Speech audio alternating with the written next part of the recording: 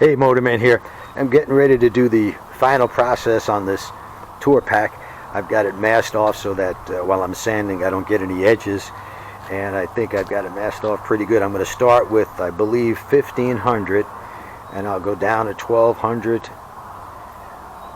or yeah, 1500, no, 1200, then 1500. Anyway, I'll go down as low as 2000 grit. I know somebody was telling me to start with 600 or 800, but you know, when you're spray painting something with a can, you don't get near as much thickness to the paint, I believe, as you do with a regular spray gun. So starting with 800, I think we just take all the clear coat off of that. And right now I've got about a can and a half, so it's about probably 6 coats of clear on this, and there is a lot of texture. Now, I did a little spot the other day before I did the final coat. I did just a little spot over here. You can't see it, but right over here, so that the backrest goes there. Nobody be able to see that. But I used 1500, or I started with 1200 and went up to 2000, just for a little, maybe a 4 square inch spot. And then I buffed it a little bit with some Meguiar's compound, and it came out really good. Really, I was just shocked. So I'm going to see a little bit at a time. I'm going to see how this works.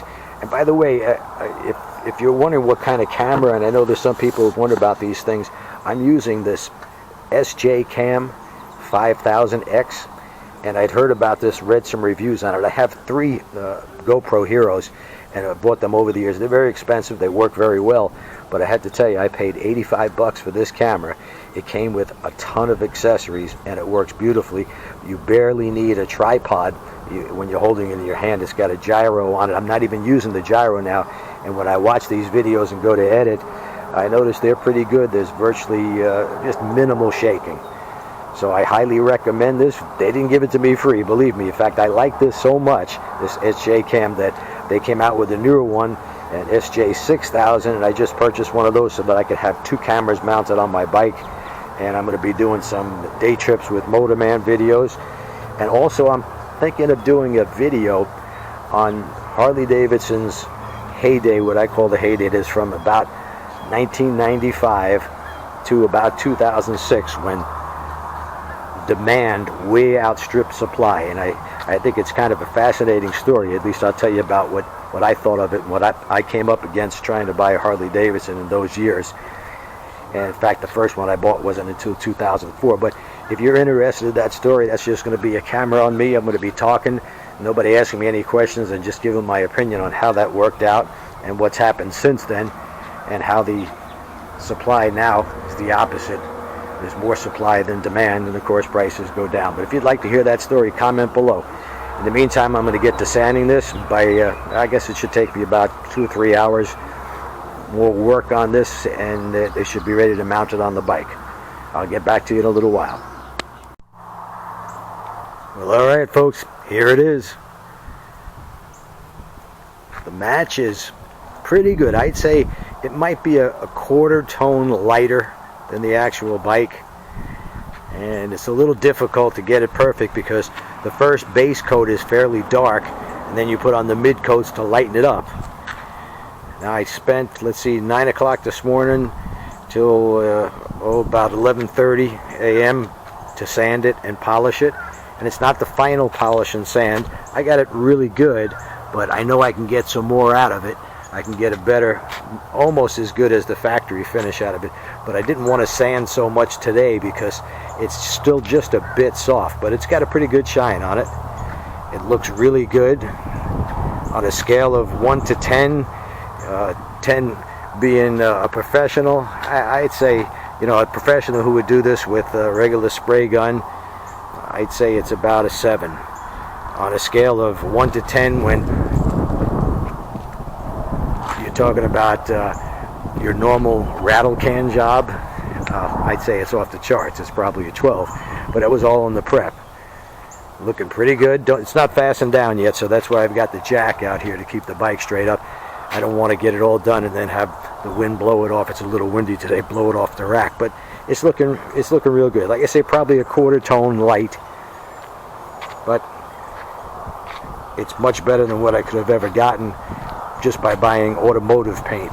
So how much do I got in this? Well, I think it was $220, something like that for the tour pack.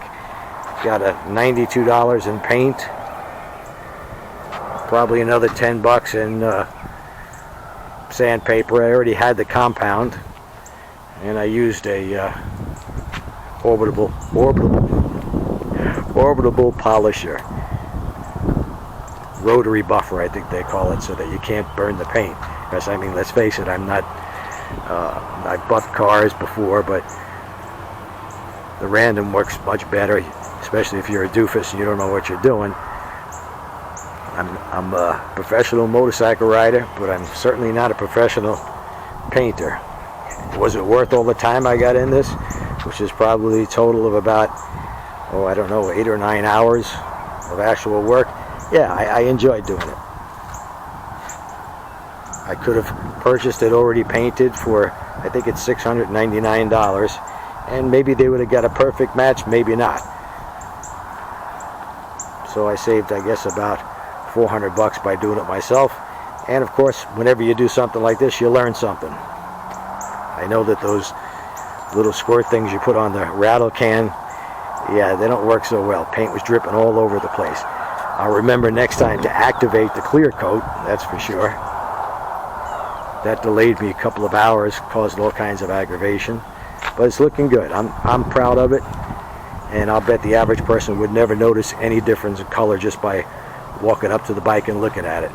And like I said, I can get even more of a shine. It's looking pretty good, especially on the top. But once that paint hardens a month or so, I'll give it another wet sand, I'll polish it. And in fact, I'll go a couple of stages of polish to get as good a shine out of it as I can. But it's looking good. I'm happy with it. Hope you enjoyed this little segment. If you want more stuff like this, more do-it-yourself stuff, just let me know in the comment section. I really like to do that story about Harley Davidson and the supply and demand and people going crazy and paying $10,000 over list for bikes. I think it's interesting stuff, and I'll be happy to explain it to you. If you'd like to see that, comment that down below as well. Don't forget to subscribe. Click that little bell. I hope you give me a thumbs up, and I'll see you next time.